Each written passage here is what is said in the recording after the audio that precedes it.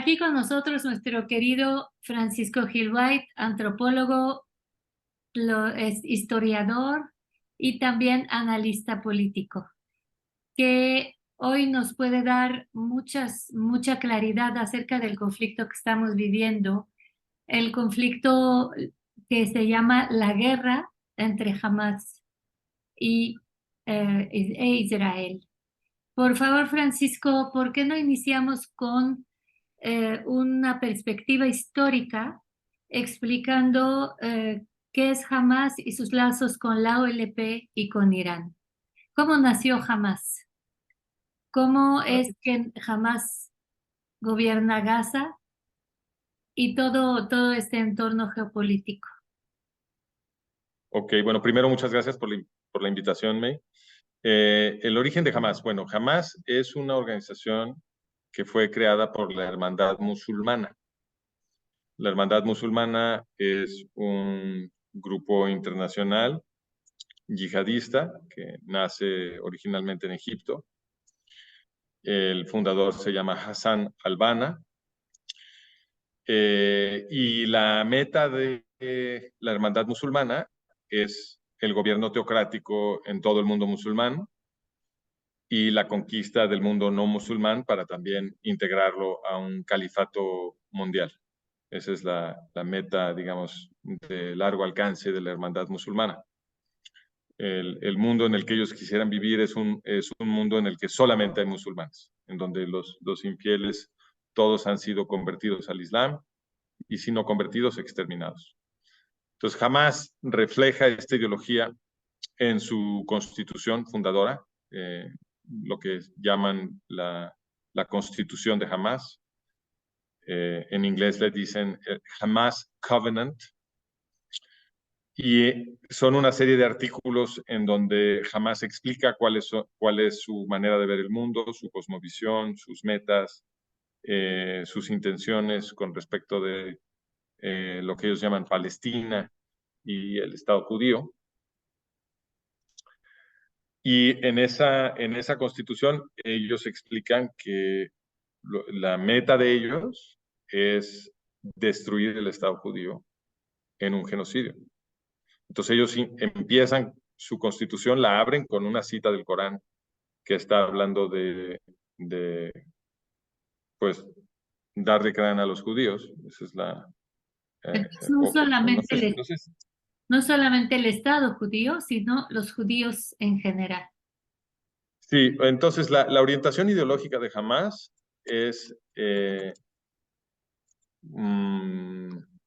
la lucha contra los infieles, ¿no? O sea, ellos no están hablando realmente en su constitución de una situación de opresión, ni la imperativa de fundar un Estado para los árabes palestinos que pueda convivir con el Estado judío, entonces, absolutamente para nada.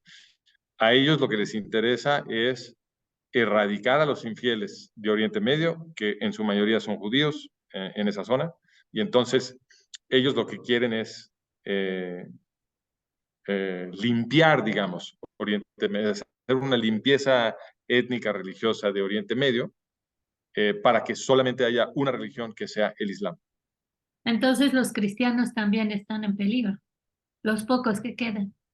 Por supuesto, claro, por supuesto que también están en peligro. Todos los infieles están en peligro. Jamás tiene un enfoque un poco más dedicado sobre los judíos, porque son más numerosos y porque están identificados con el Estado de Israel. Pero las metas de Hamas son más generales. Ahora, como te decía, la constitución de Hamas abre con una cita del Corán que está hablando de los infieles, ¿no? En general. Eso es lo primero que ellos ponen en su constitución. Y la segunda cita que ponen es de Hassan al-Banna, que es el fundador de la Hermandad Musulmana. Y esa cita dice, Israel existirá y continuará existiendo hasta que el Islam lo oblitere, como obliteró a otros antes de Israel. Entonces, es una expresión de Hassan al-Banna que se refiere a la destrucción del Estado de Israel y que recuerda históricamente que los musulmanes han destruido a muchos pueblos. Entonces lo pone en el contexto histórico de la yihad, que ha sido, digamos, la constante ideológica del mundo musulmán, y no se habla en absoluto en ningún lado de los derechos humanos y de combatir la opresión y de nada, es simplemente no toleramos que exista el Estado de Israel y lo vamos a destruir. ¿Y la relación con la OLP e Irán? Pues sobre eso es muy clara la Constitución de Hamás. Tiene un artículo que es el artículo 27, que te lo puedo leer en traducción, dame un segundo. El artículo 27 es un artículo que redactó Hamás en su Constitución nada más para hablar de la OLP. ¿Ok? Ese es el único objetivo de ese artículo es hablar de la OLP. Y lo que dice el artículo 27, textualmente, que la Organización para la Liberación de Palestina, es decir, la OLP, es la más cercana al corazón del movimiento de resistencia islámica, es decir, Hamás contiene al padre y al hermano, al pariente cercano y al amigo. El musulmán no se distancia de sí mismo ni de su padre, de su hermano, de su pariente cercano o de su amigo. Nuestra patria es una, nuestra situación es una, nuestro destino es uno y el enemigo es un enemigo común a todos nosotros.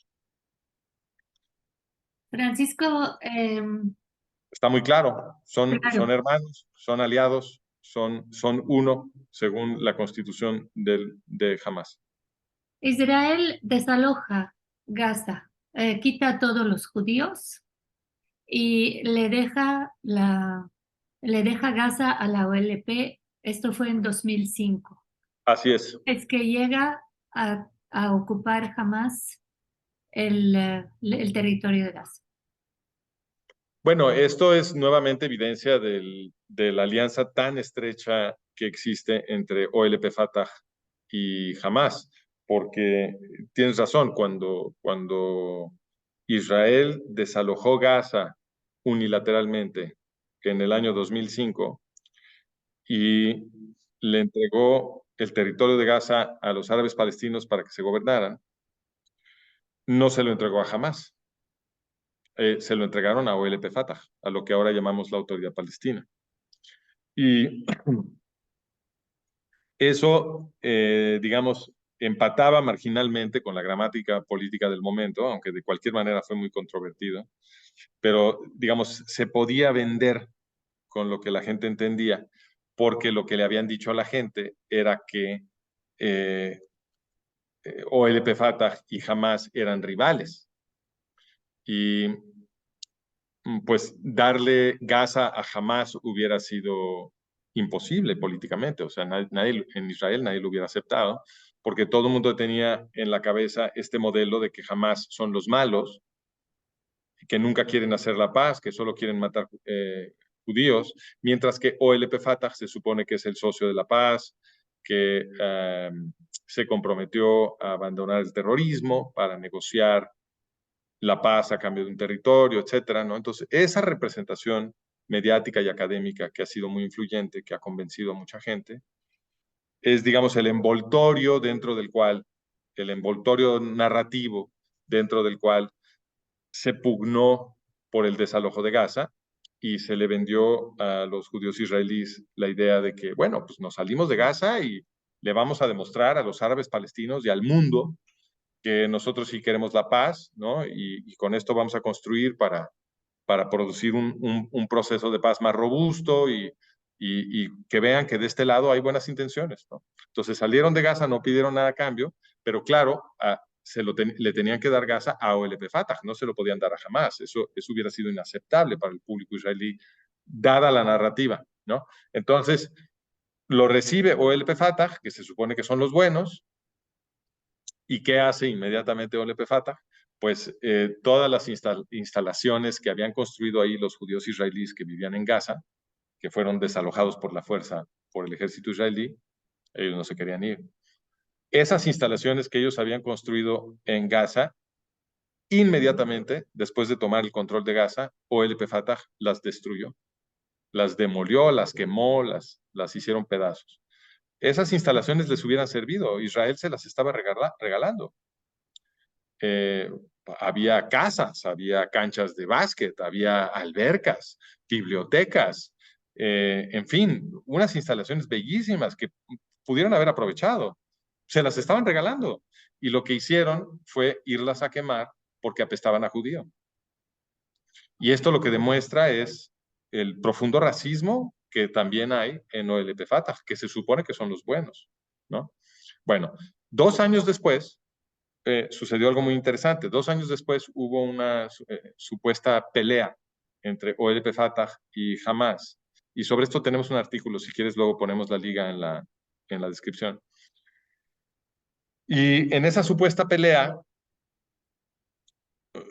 todos los medios dijeron, se están peleando Hamas y OLP Fatah porque son rivales y no se quieren, y uno no quiere la paz y el otro sí, y por eso se pelean y bla, bla, bla. Y toda esta fue la narrativa que escuchamos. Pero los hechos son muy sospechosos porque no se murió prácticamente nadie. Y estaban tiri, tiri, tiri, no se muere casi nadie. Entonces, parecía más bien una simulación de pelea. Y hubo un periodista que estaba emplazado en Gaza, un fulano Levinson, se me olvida ahorita su primer nombre. Y este Levinson, al parecer no lo dejaron publicar su artículo. Él estaba en Gaza y lo que él reporta, porque él estaba hablando con los soldados de Fatah, y lo que él reportó, porque sí lo publicó en su blog, ¿no? O sea, no lo dejaron publicarlo en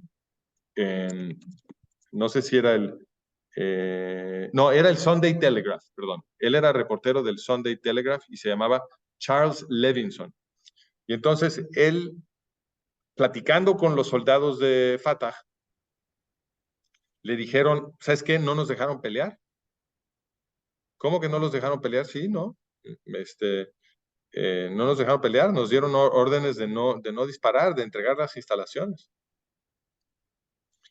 Y eso empata con lo que sucedió. Ese reporte de Levinson es totalmente creíble, porque para que jamás ganara una pelea con OLP Fatah, tendrían que haber producido un milagro militar sin precedente en toda la historia del planeta, porque la razón la ratio de soldados de OLP Fatah a Hamas era 11-1. Y Hamas, la milicia de Hamas acababa de ser formada, ¿ok? Tenían muy poquitos soldados, estaban mal entrenados, tenían armas, muy poquitas armas. Los que estaban armados hasta los dientes eran los terroristas de OLP Fatah. Tenían varios cuarteles fortificados, muchísimas armas y podrían fácilmente haber ganado porque además ellos hubieran estado peleando desde posiciones defensivas que estaban fortificadas. Entonces yo no veo cómo podemos explicar que jamás ganara a menos que OLP Fatah se rindiera. Y eso es precisamente lo que dijo Charles Levinson que pasó, que él reportó que los soldados de OLP Fatah le dijeron a él, ¿sabes qué? Nos dijeron no pelear y nos dijeron que nos fuéramos y que abandonáramos las instalaciones.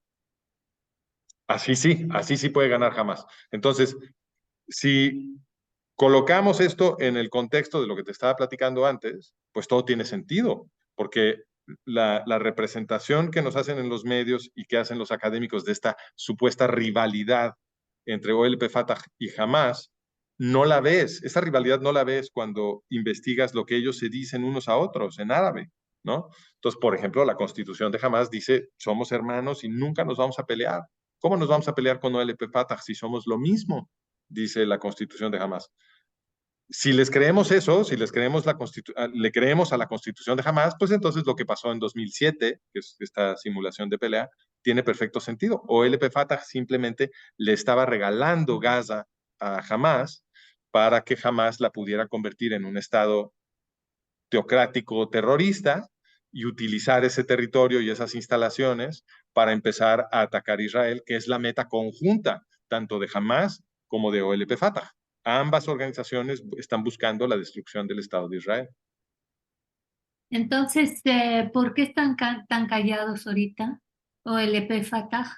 Y la teoría es que están esperando a que Israel acabe con Hamas para ocupar Gaza.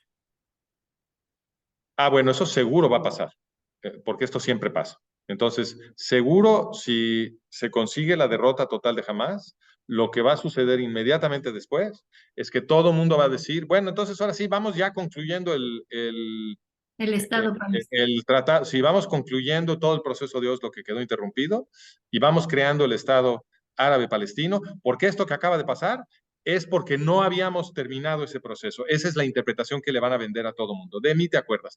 Le van a decir, de hecho ya empezó, esto ya empezó porque ya lo empezó a decir Rishi Sunak, el primer ministro de Gran Bretaña, ya empezó con esta narrativa a decir que es muy importante, que él está a favor de que se concluya y que se crear el Estado árabe palestino, etcétera. Y lo dijo en una junta que con Mahmoud Abbas, ¿no? Entonces, obviamente, la idea es crear finalmente el Estado palestino con Mahmoud Abbas. Y como Netanyahu está quedando muy desprestigiado, alguien más va a quedar, van a decir Netanyahu fue un estorbo, no nos dejó, y el que sigue va a decir yo sí voy a terminar este proceso, ¿no? Y entonces, por supuesto que le van a dar Gaza a OLP Fatah en algún momento, y nos van a volver a insistir que se tiene que formar un Estado árabe palestino. Y otra vez con la misma narrativa, diciéndonos, no, pues es que estos son los buenos, y con esto sí se puede.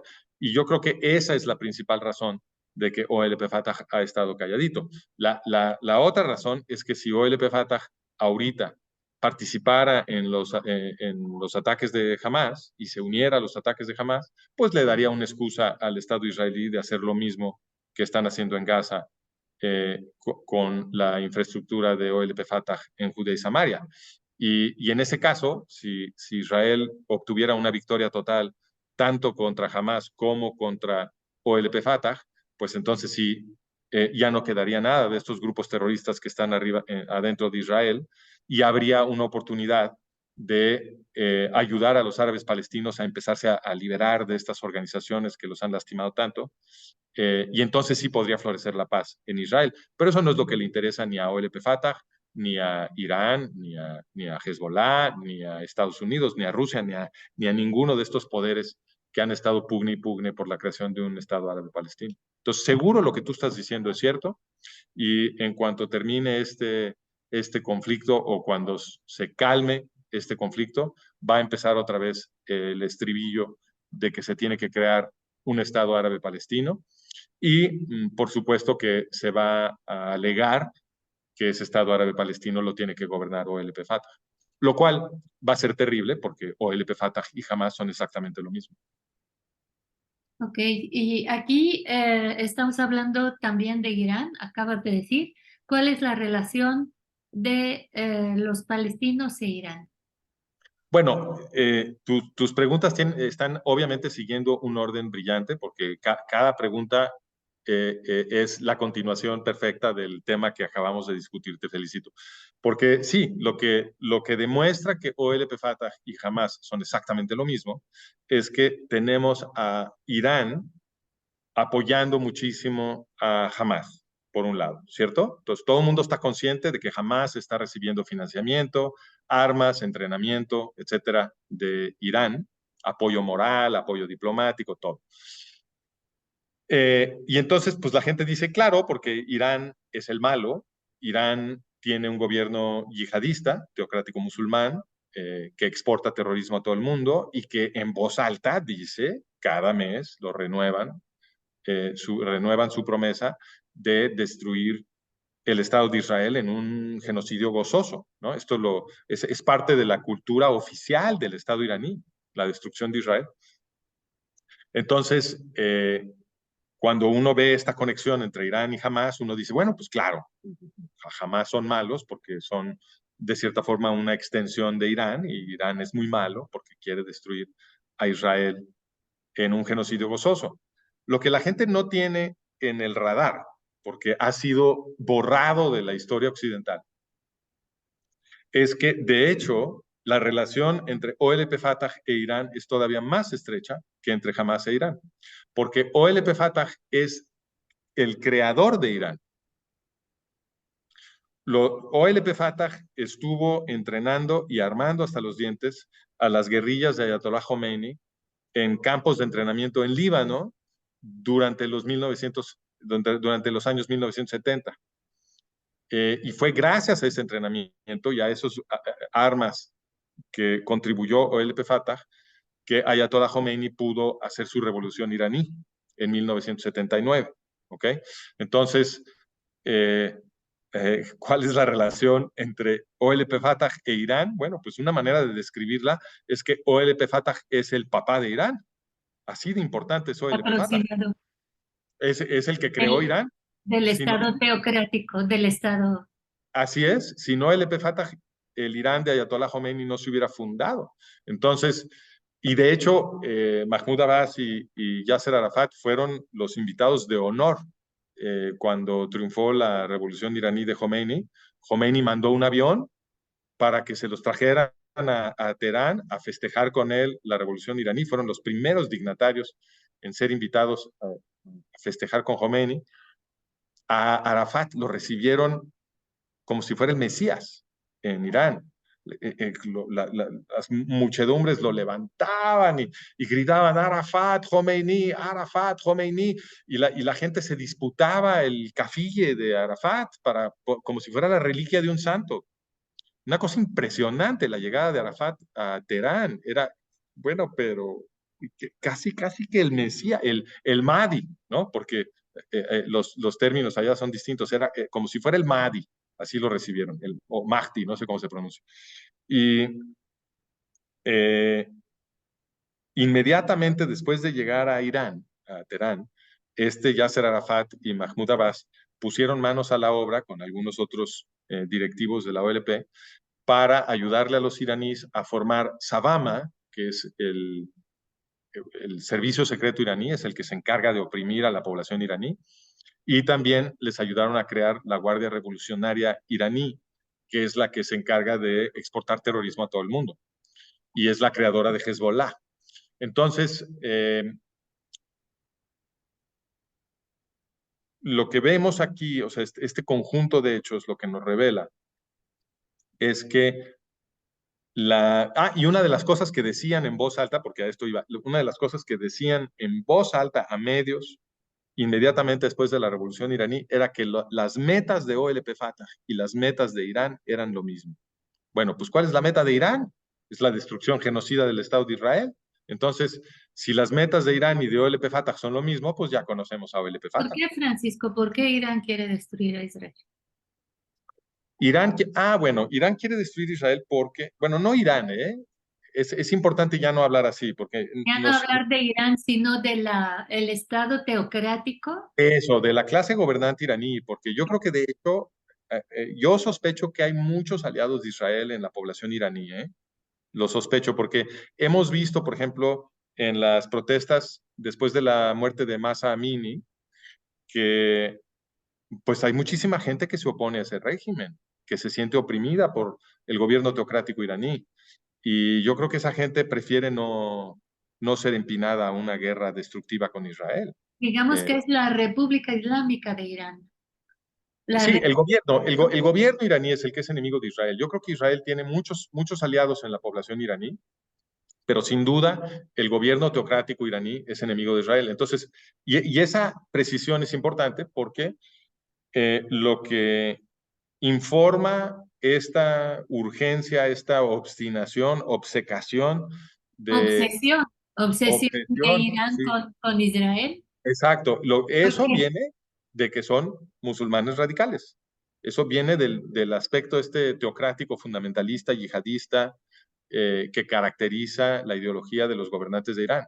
Pero Porque quieren destruir a Israel porque está en lo la... que pasa es que en la ideología yihadista, cuando los musulmanes han conquistado un pedazo de tierra, como sucedió en el Levante, cuando los musulmanes salieron de Arabia y empezaron a conquistar a todo el mundo, pues una de las tierras que conquistaron es lo que hoy es Israel. Y en la teoría musulmana, una vez que los musulmanes conquistan un pedazo de tierra y hacen ahí el exterminio que siempre hacen y establecen la ley islámica, ese territorio nunca puede ser regresado. porque ya fue consagrado con la sangre del exterminio de la yihad, y entonces ese territorio no puede ser regresado porque ya es islámico, según la, la cosmovisión de ellos. Entonces,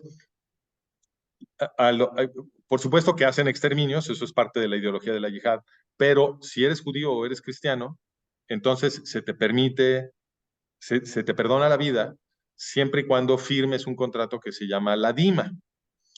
Y el contrato de la DIMA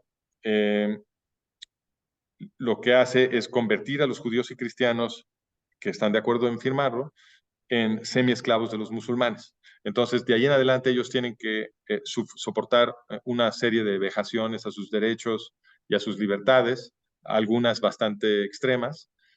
Por ejemplo, tienen que pagar un impuesto que se llama la jizya, que es un impuesto carísimo, y la jizya se le cobra no nada más a los vivos, sino a los muertos, porque la idea es que se te vaya acumulando un impuesto tan grande de todos tus parientes muertos, pues que al final ya no lo puedes pagar y entonces terminas convirtiéndote al Islam simplemente para evitar el pago de la jizya, ¿no? Entonces, es un poco el diseño de eso. Entonces, cuando los dimis se sublevan, es decir, si los dimis que tienen que estar soportando este estatus de semiesclavitud, Pero todavía hoy sucede eso. por supuesto, bueno, todavía hoy en los estados musulmanes como Arabia Saudita, como Qatar, Kuwait, Dubái, Bahrein, todos estos lugares en Oriente Medio, en el Golfo, son estados teocráticos. Todos estos que mencioné son estados teocráticos. Y ahí, hoy en día, hay poblaciones enormes de esclavos. Esclavos formales que tienen un amo, que viven en la casa de su amo y no se pueden ir. Muchos de estos son inmigrantes que vinieron de Filipinas y de otros lugares de Asia suroriental y llegan a estos países, por ejemplo, a Arabia Saudita, a Qatar, y cuando entran al país les quitan el pasaporte, el que ellos creían que iba a ser su empleador les quita el pasaporte, ya no se pueden salir y los convierten en esclavos. Y es una población muy grande de esclavos. Sobre esto hay reportes incluyendo del Departamento de Estado de Estados Unidos, etcétera. Hay muchas investigaciones sobre esto. El público no las conoce porque los medios rara vez hablan de esto, pero no es precisamente un secreto para la gente que se quiere informar.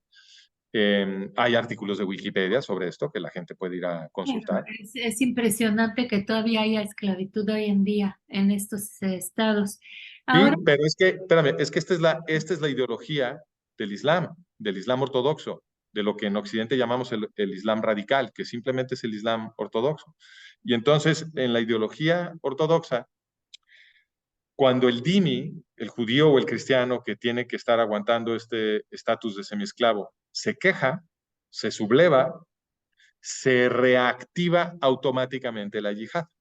Eso es lo que exige la ley islámica. Entonces, cuando los judíos en Oriente Medio decidieron crearse su propio Estado en su tierra ancestral, eso desde el punto de vista del Islam ortodoxo se interpreta como una revuelta de esclavos y activa la yihad. Entonces, la existencia misma del Estado judío en Oriente Medio es para los musulmanes ortodoxos una afrenta existencial. Ellos no lo pueden tolerar. No es permisible que un territorio que ya había sido conquistado por los musulmanes sea liberado y convertido en un estado independiente para los judíos, que se supone que son los perros de los musulmanes. ¡Qué barbaridad! Eso no lo pueden tolerar. Y esa es digamos, la emoción y la cosmovisión que está detrás de la obsesión, no solo de Irán, la obsesión de Irán, de Arabia Saudita, de Qatar, de Kuwait, de Egipto, de Turquía, de Líbano, todos esos países quieren destruir Israel. No es nada más Irán.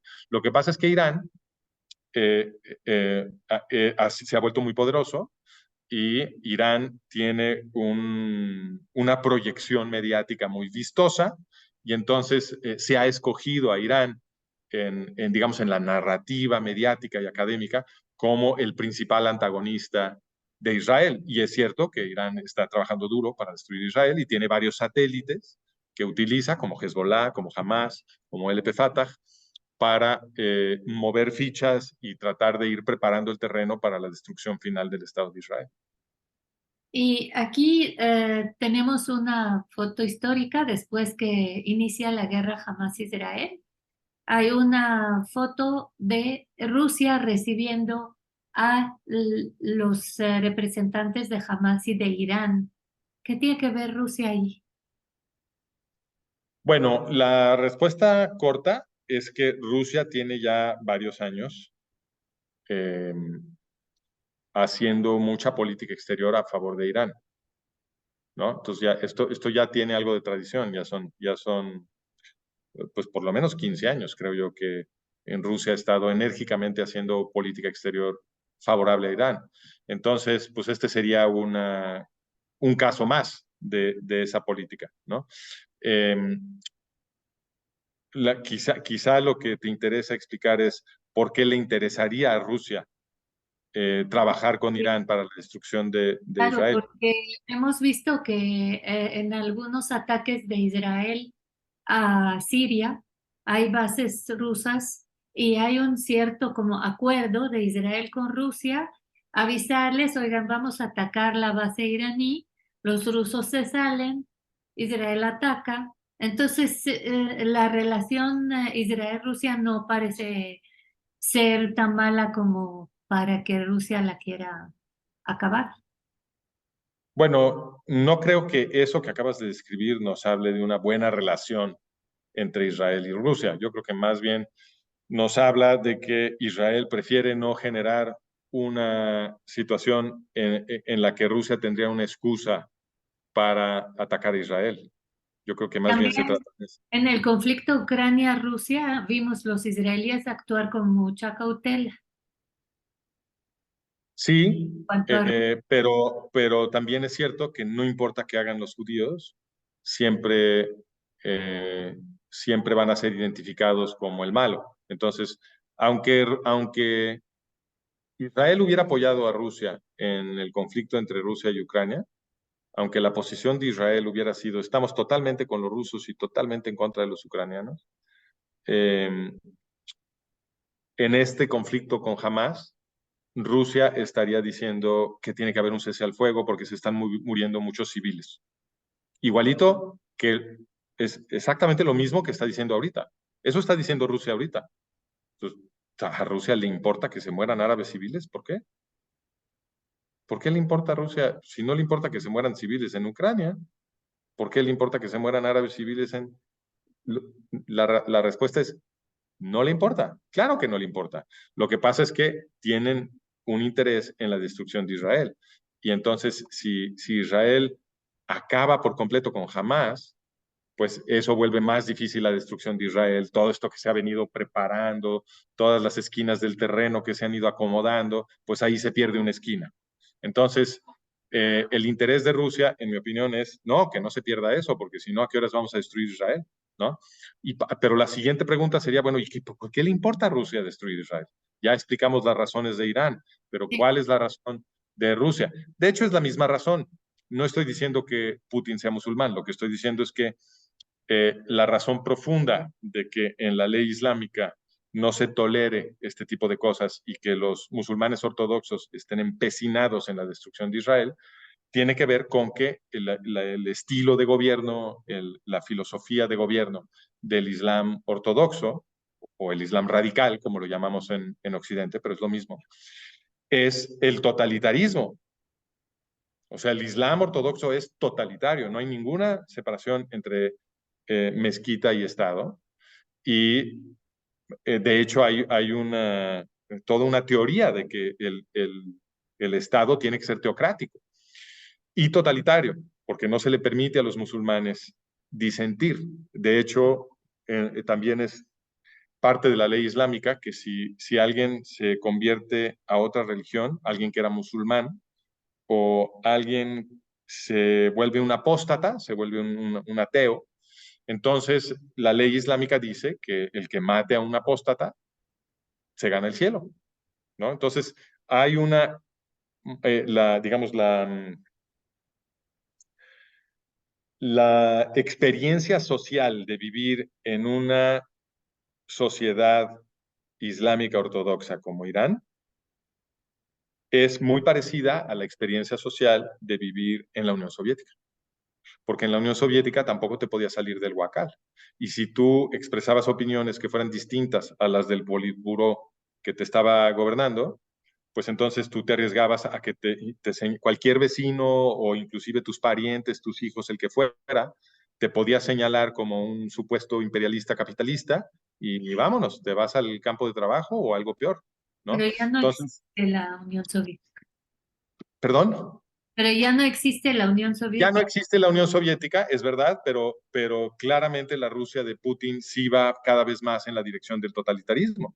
Entonces, si lo que tú quieres es un Estado totalitario, ya sea por la vía más moderna del comunismo o de este nuevo como capitalismo totalitario que se está ensayando en China y en Rusia, pues entonces vas a desarrollar una enemistad con el pueblo judío y con el Estado judío muy parecida a la enemistad que tienen los musulmanes teocráticos, porque el pueblo judío es el defensor de las ideas que nos han liberado justamente del totalitarismo. ¿Okay? Entonces, el pueblo judío inventó la política liberal, porque el pueblo judío, ¿qué es el totalitarismo? El totalitarismo es la esclavitud. Los que viven en un estado totalitario todos son esclavos. ¿Y qué es el pueblo judío? Ah, pues el pueblo judío es el pueblo que tiene una ley que organiza toda su civilización, que nace en una revuelta de esclavos.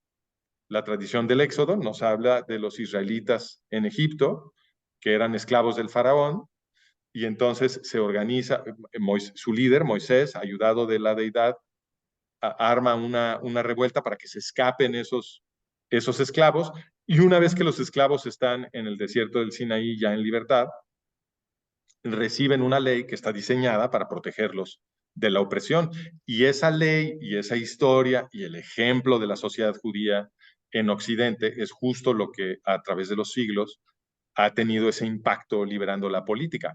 Parte por la influencia directa del pueblo judío y el ejemplo directo del pueblo judío, y también en parte a través del cristianismo, que adoptó muchos de los principios éticos del judaísmo, porque se representó a sí mismo siempre como una rama del judaísmo. Y entonces, gracias a que el cristianismo lleva dentro algunos conceptos muy importantes de la ética judía, también eso contribuyó a ir liberando la política occidental, aunque costó trabajo porque el gobierno de la iglesia era grecorromano y los grecorromanos eran totalitarios, pero los libros que custodiaba el gobierno de la iglesia, esos eran libros sobre todo judíos. Y esos, cuando los occidentales finalmente los pudieron empezar a leer, cuando los protoprotestantes los empezaron a traducir a los idiomas europeos, porque estaba prohibido traducirlos, solamente podían estar en latín, que nada más lo hablaban los curas, ¿va?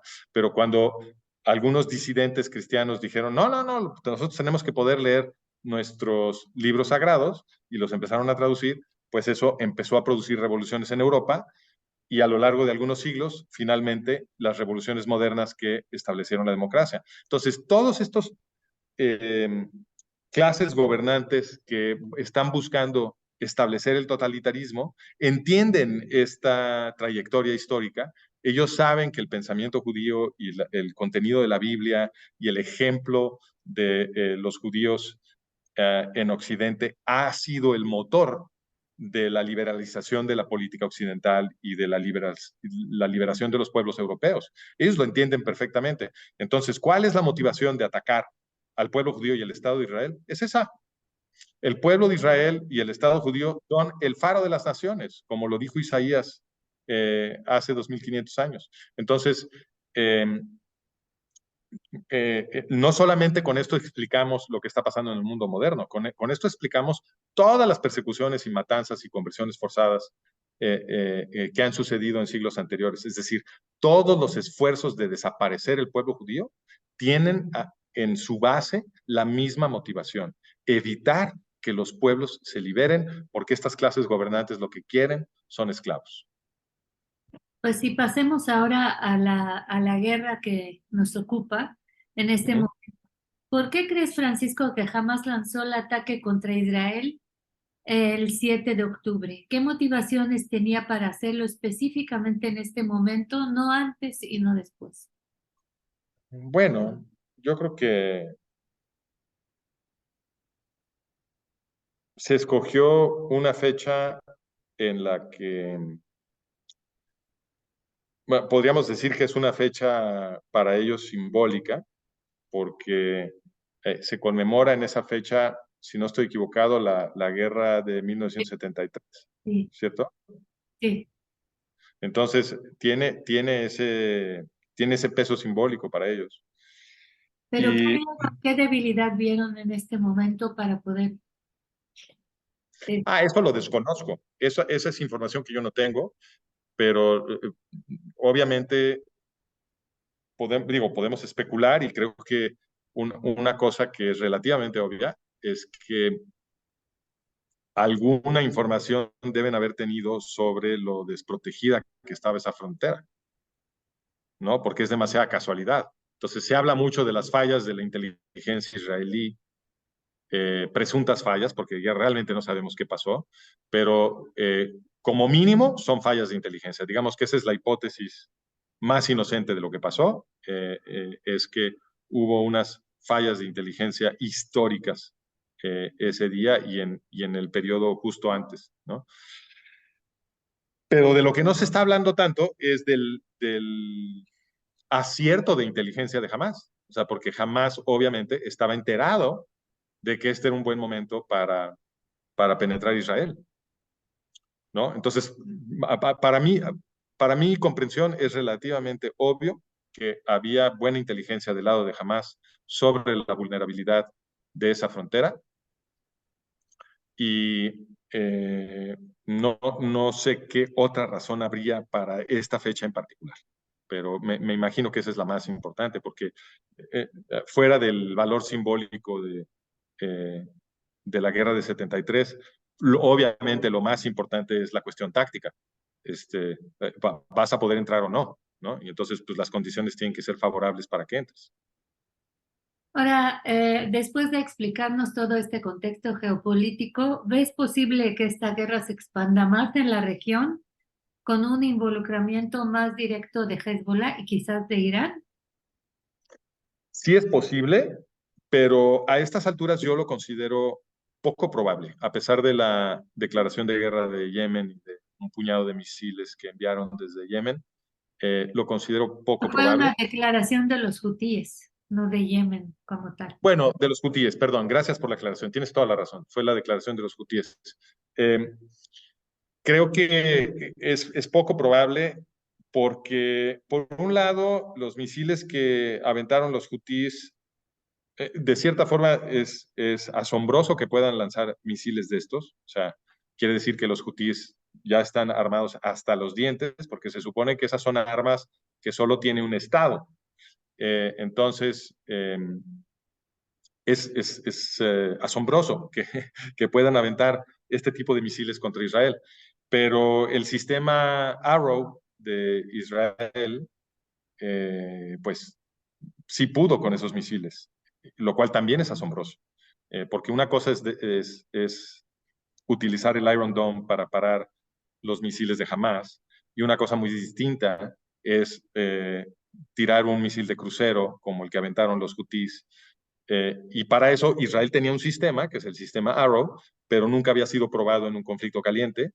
Ahora sabemos que sí funciona, funciona muy bien, y eso es un aviso para todo el mundo de que pues no está tan fácil atacar Israel, ¿no? Eso por un lado.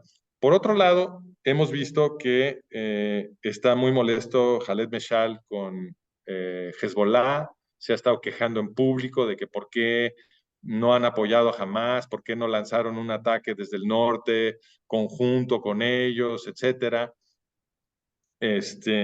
Los otros países no se han querido mover, ¿no?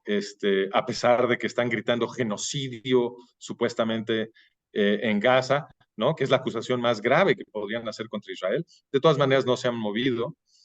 Y la impresión que toda esta evidencia a mí me da, o sea, la hipótesis que yo creo que explica todo esto, es que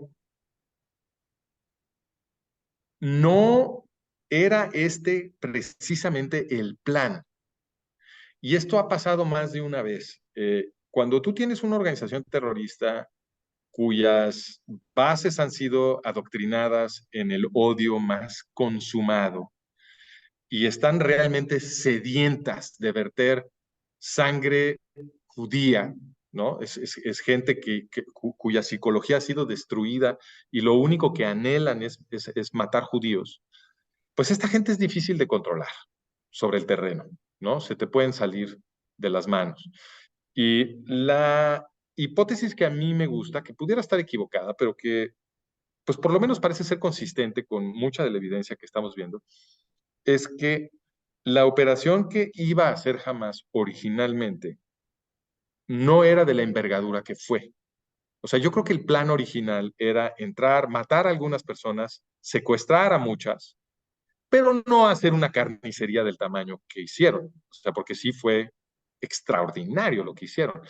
Y hay algunas evidencias que yo he visto por ahí, no las he examinado con cuidado, ¿no? Pero he visto algunos reportes de que los mismos operativos de Hamas, los terroristas de Hamas que estaban sobre el terreno así, cometiendo estos crímenes, estaban ellos mismos sorprendidos de lo fácil que fue.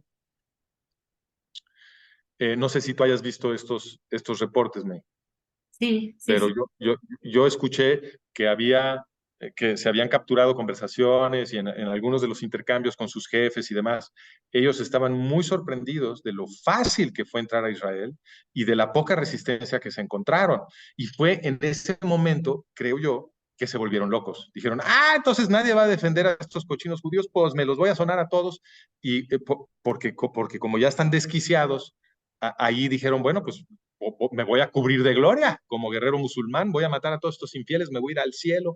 Uno parece ser que le habló a su mamá con el teléfono de una mujer que había asesinado para que su mamá lo felicitara, ¿no? Entonces yo creo que se le salió de las manos y realmente el plan original era, pues sí, matar a algunos, a los que estén, a los que se pongan al brinco, pero sobre todo llevarse rehenes para negociar como hacen repetidamente. Esto ha sucedido muchas veces. Y al no encontrar nada de resistencia prácticamente, se volvieron locos. Entonces, no había una coordinación con Hezbollah y con todos estos estados para una guerra general contra Israel, porque ese no era el plan. El plan ahorita era, esa guerra general va a venir en algún momento, la vienen armando desde hace mucho tiempo. Como ya ha habido guerras generales. Lo que hay en Oriente Medio simplemente son ceses al fuego hasta que venga el siguiente gran ataque contra Israel, ¿no? Entonces, ese gran ataque va a venir, pero yo creo que no estaba planeado para esta fecha y están tratando de hacer control de daños ahorita para ver si logran salvar a Hamas y si no logran salvar a Hamas, pues por lo menos que no se pierda otra pieza del rompecabezas.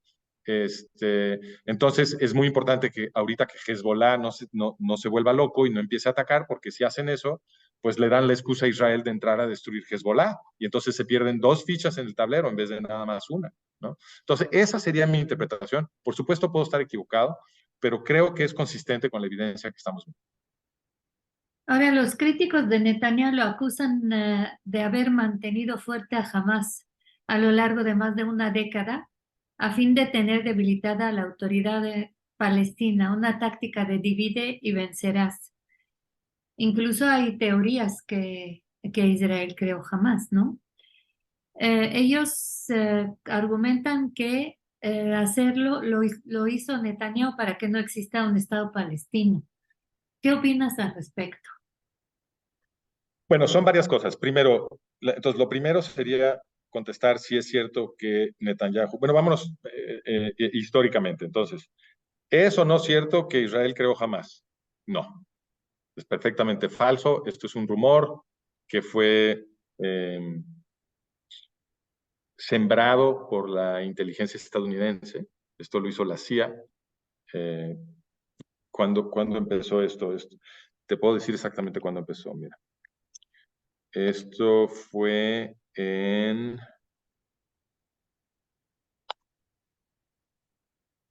esto lo sembraron con un artículo de United Press International que es uno de estos servicios de cable, ¿no? Que son la columna vertebral de todo el sistema de noticias. Entonces, United Press International hizo un artículo, es de 2002. Entonces, en 2002, United Press International publicó un artículo en el que no presentaron evidencia alguna, simplemente reportaron que varios agentes, varios operativos de la inteligencia estadounidense estaban afirmando esto. Entonces UPI dijo, bueno, pues ellos lo afirman y por lo tanto ha de ser cierto, lo cual, pues, obviamente no tiene ninguna lógica. Yo entiendo que la gente inocentemente cree, porque sucede en los medios todo el tiempo, que tiene algo de sentido entrevistar a los operativos de las agencias de inteligencia para que expliquen en medios qué está sucediendo en el escenario geopolítico mundial. Y yo entiendo por qué la gente cree que esto tiene sentido, porque se dicen a sí mismos, bueno, pues los operativos de inteligencia saben mucho, están estudiando la situación geopolítica, ¿no? Están recolectando mucha inteligencia de todos lados, tienen muchas herramientas para concentrar la mejor información y analizarla. Entonces, pues a la gente le parece natural que, pues sí, le vas a preguntar a los espías, porque los espías saben todo. Y sí es cierto que los espías saben mucho, porque sí se dedican a recolectar y analizar información, pero a lo que no se dedican es a informar con la verdad. Esa no es parte de su, ¿cómo lo llamaríamos? De su... Ética.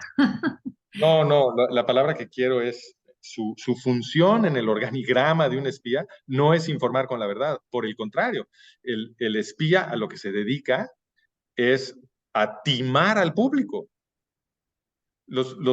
Son conmen, son estafadores los espías, se dedican a mentir para conseguir un resultado político. Entonces es una locura que hayan condicionado a la gente a ver como normal que los medios entrevisten a los espías para explicar el mundo. Eso está de cabeza. Claro que los espías te van a dibujar el mundo como les conviene para las metas políticas del Estado para el que trabajan. ¿No? No tiene ningún sentido entrevistar espías para tratar de entender el mundo, pero eso es lo que hacen. Entonces, ese artículo de United Press International, eso es lo que hace, le entrevista a varios espías gringos cuyos nombres no da, da 3 nombres, nada más, y yo investigué esas 3 personas. Entonces, yo tengo un artículo, nada más para ir al fondo de esto, en donde, que de hecho lo hice hace mucho, ahora lo actualicé y lo republiqué, que analiza todo lo que dijeron en ese artículo original de United Press International, y yo demuestro que no hay nada atrás de esto. Nada. De hecho, de lo que se agarraron, cuando rastreas el mero origen de todo esto, resulta que estaban basándose, o no basándose, sino más bien estaban agarrando un evento de 1981, cuando el gobernador de Gaza, que se llamaba Yitzhak Segev,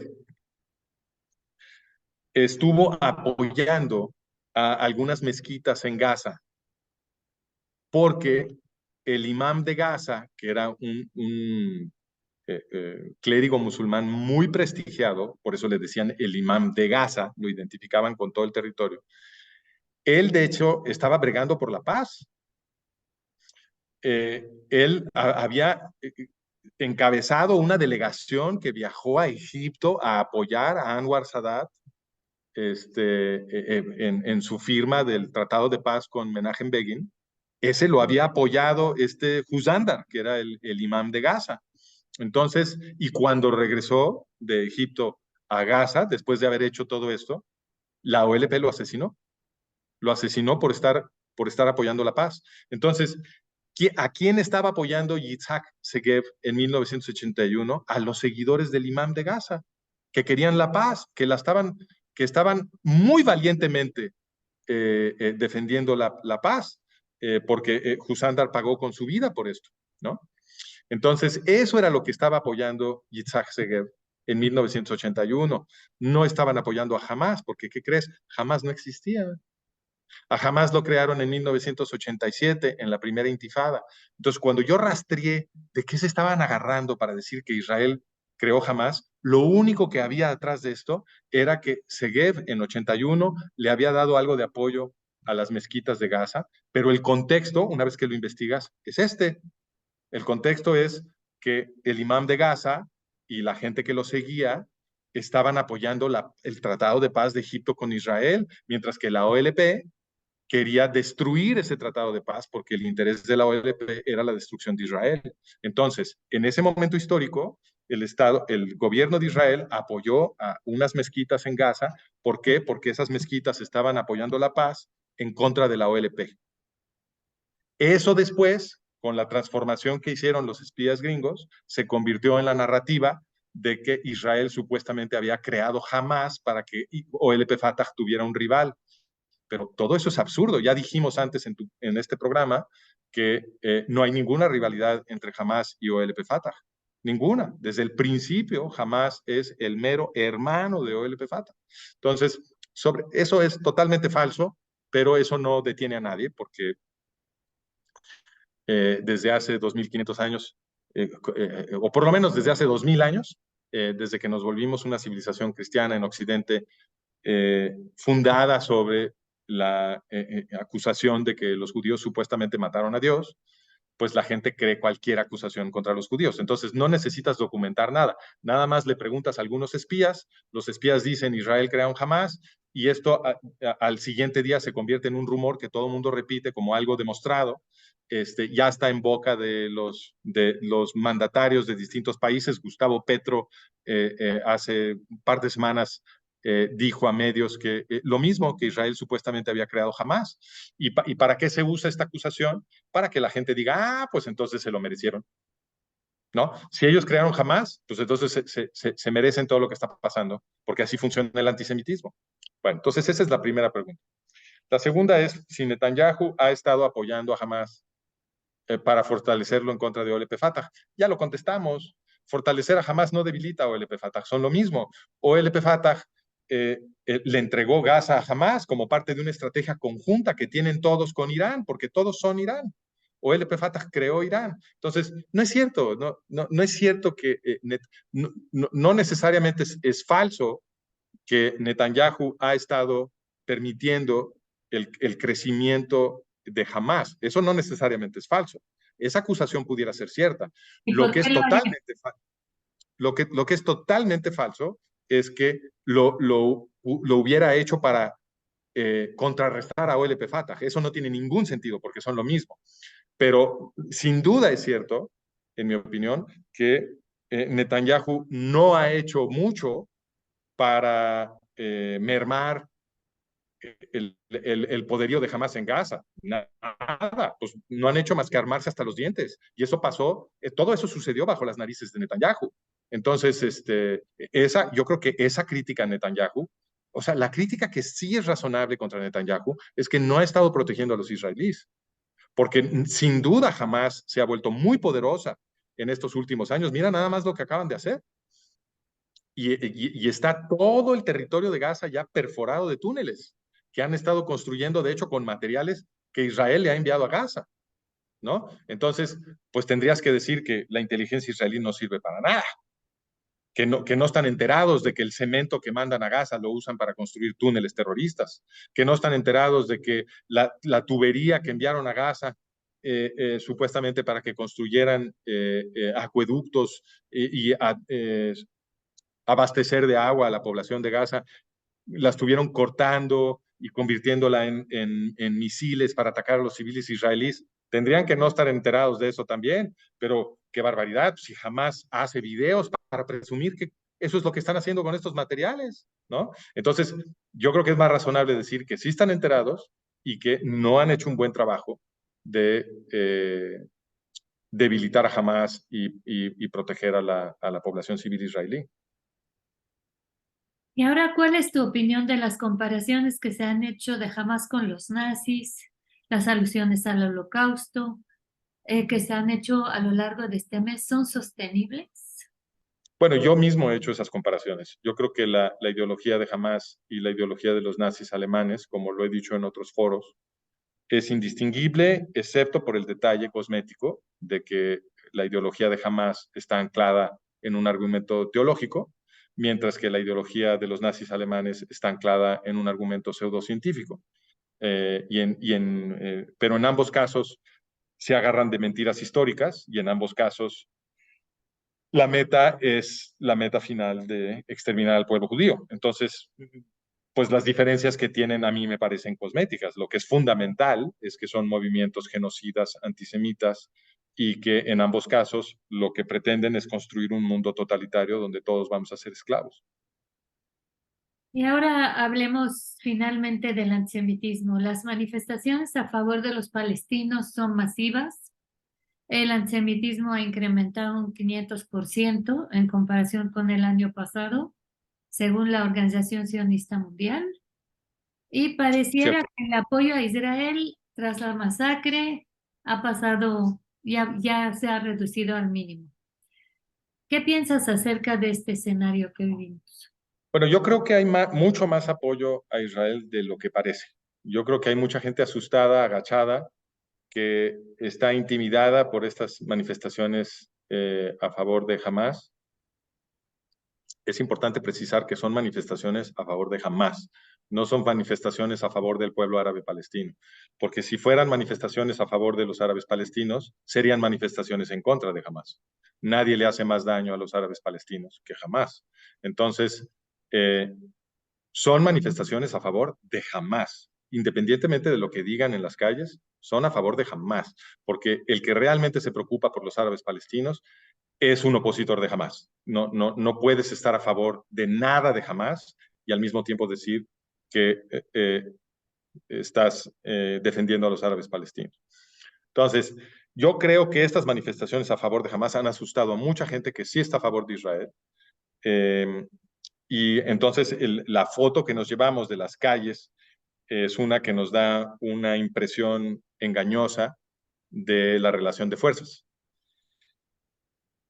Y también creo que es importante precisar que en estas manifestaciones a favor de Hamas hay muchos musulmanes, porque ya hay muchos musulmanes en Occidente.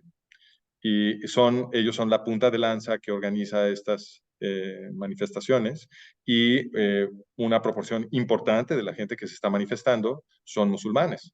Entonces, eso no quiere decir que no importe.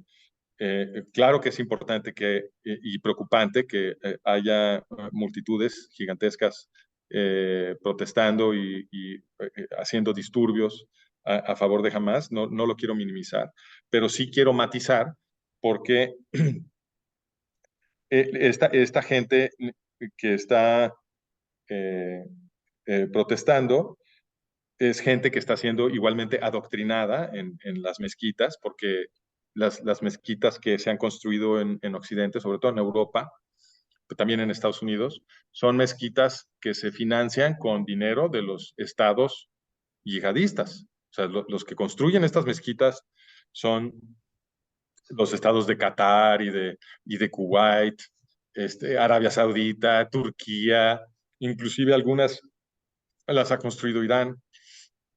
Entonces, por supuesto que los clérigos en estas mezquitas están predicando yihad y están radicalizando a estas poblaciones musulmanas dentro de Occidente. Todo eso es muy preocupante, no lo quiero minimizar, pero sí quiero matizar que esos musulmanes radicales no representan a los occidentales. También hay occidentales en estas manifestaciones, no quiero minimizar eso, pero creo que nos estamos llevando una impresión un poco engañosa de la relación de fuerzas. Y entonces lo que es muy importante, en mi opinión, es que los occidentales que no estamos de acuerdo con este apoyo a Hamas que estamos viendo en las calles, pues también salgamos a las calles y también nos pronunciemos en público, en todos los foros que podamos y en conversaciones privadas, digamos lo que pensamos, que no nos agachemos, porque cuando uno se agacha hay un fenómeno psicológico muy importante que se llama la espiral del silencio. Entonces, ¿cómo funciona la espiral del silencio? Imagínate que tú estás en un cóctel y estás platicando con un grupo de 10 personas. Y son personas que no conoces bien, son conocidos, pero no son tus amigos, no sabes realmente qué piensan sobre muchas cosas. Y entonces estamos platicando, echando la copa, y de pronto alguien hace un comentario antisemita o un chiste antisemita. Y algunos se ríen, pero nadie dice mucho y nadie protesta, ¿no? Nadie reta el comentario, nadie lo disputa. Y entonces, pues tú, con esta evidencia, te vas a tu casa, vas manejando a tu casa después y te dices a ti misma, híjole, en ese grupo en el que yo estaba, todos eran antisemitas. ¿Y por qué estás diciendo esto? Estás diciendo esto porque uno hizo un chiste y en los otros 9 nadie se quejó, nadie se ofendió públicamente, nadie creó una escena. Ahora, ¿por qué sería? Entonces tú te vas a tu casa y dices, híjole, todos son antisemitas, y entonces lo que empiezas a sentir es una presión de tú también volverte antisemita. ¿Por qué? Porque percibiste que todo mundo en ese círculo era antisemita y dices, chin, yo no quiero ser el que está fuera de la sociedad. Yo no quiero ser la voz única que defiende una posición que todo el mundo repudia, ¿no? Entonces empiezas a sentir una presión social muy fuerte para unirte a la mayoría. Y este es un proceso psicológico muy famoso, se llama conformismo, está muy bien estudiado. Todos sentimos una presión a alinearnos con lo que percibimos que son las ideas o las normas mayoritarias en nuestra sociedad. Tendencias, digamos, las tendencias. Las ¿Perdón? tendencias. Exacto, todos sentimos una presión a alinearnos con las tendencias más fuertes. Pero fíjate, es enteramente posible, ¿no? Y esto pudo haber sucedido en un grupo en el que nadie era un antisemita, salvo el que hizo el chiste. Lo que pasa es que la gente tiene horror de hacer una escena. Y eso también es un fenómeno psicológico muy bien entendido. De hecho, este es el mecanismo próximo que nos ayuda, que nos empuja al conformismo. Así funciona la adaptación psicológica. Sentimos horror de hacer una escena. Nos da una zozobra interna tremenda. Cualquier cosa menos hacer una escena. Por eso mucha gente se muere ahogada en el baño. Cada año, miles de personas mueren ahogadas en el baño. ¿Por qué? Porque están comiendo en un restaurante o están comiendo con la familia y se les atora algo en la garganta y no quieren escupir, no quieren hacer todo el teatro, la escena horrorosa, vergonzosa de escupir el pedazo de comida enfrente de todo el mundo. Entonces se encierran en el baño para tratar de escupirlo ahí y como se encerraron ya nadie puede abrir para ayudarlos y ahí se les queda en la garganta y se mueren. Se mueren de vergüenza porque no quisieron hacer una escena. Entonces, este miedo de hacer una escena es tan poderoso que si alguien hace un chiste antisemita en un cóctel, aunque los otros 9 del grupo no estén de acuerdo, van a sentir un horror de confrontarlo, porque confrontarlo requiere mucha energía. Producir una escena requiere mucha energía. Entonces tú presencias eso y te vas a tu casa pensando todos son antisemitas, pero es posible que ninguno fuera antisemita. A esto lo llaman la espiral del silencio, porque cuando hay silencio de la gente que no está de acuerdo con una minoría ruidosa, lo que casi todo mundo concluye es que la gente está de acuerdo con esa minoría ruidosa. Y esa presión social que la gente empieza a sentir que es falsa, porque es una minoría, no es una mayoría, pero empiezas a sentir que es una mayoría, y entonces esa sensación de que hay una mayoría antisemita, pues te acaba por convencer, a mucha gente la acaba por convencerla de también volverse antisemita. Entonces esto lo llaman la espiral del silencio porque varias iteraciones de este proceso pueden producir un fenómeno social donde lo que era una minoría se convierte en una mayoría. ¿Ok? El gran experto de la espiral del silencio, la académica que volvió famosa, por favor, que volvió famosa como concepto y como teoría la espiral del silencio, se llamaba Elizabeth Noel Neumann. Y Elizabeth Noel Neumann era una nazi que trabajaba para Joseph Goebbels. Entonces, ¿cómo le haces para transformar una sociedad que no es antisemita en una sociedad antisemita? A través de la espiral del silencio. Lo que necesitas es una minoría ruidosa que intimide al resto, ¿no? Y si esa minoría ruidosa intimida al resto y el resto se calla, aunque sea la mayoría, esa mayoría va a creer que no es mayoría, va a creer que es una minoría porque no vio resistencia y la presión social que siente al final termina por convencerla de volverse antisemita. Pues, Los nazis entendían esto muy bien, ellos produjeron esta teoría. pues ojalá que no suceda este fenómeno en el mundo. Pues depende de nosotros. Depende de que los que no estamos de acuerdo alcemos la voz. De eso depende. Este sería tu consejo al pueblo. Por supuesto, no se agachen, no se agachen. La Segunda Guerra Mundial sucedió, como lo explica la teoría de Elizabeth Noel Neumann. La Segunda Guerra Mundial sucedió porque la mayoría de buena voluntad se agachó y entonces terminó concluyendo que no estaba en la mayoría, que los nazis eran la mayoría, cuando no eran. Por eso es muy importante cuando hay una minoría ruidosa que la mayoría no se agache. Tenemos que publicar lo que pensamos, lo tenemos que decir en voz alta, tenemos que confrontar el antisemitismo, es muy importante.